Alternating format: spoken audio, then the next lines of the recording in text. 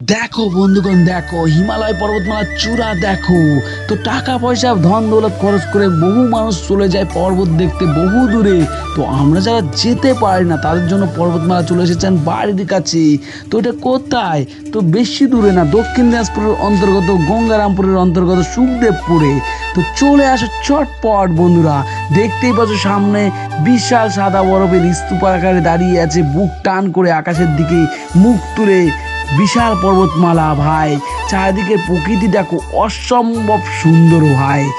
না দেখলে ভাই বিশ্বাস খাবে না, চোখ জুড়ে যায় ভাই, মনোমুগ্ধকর পরিবেশ ভাই।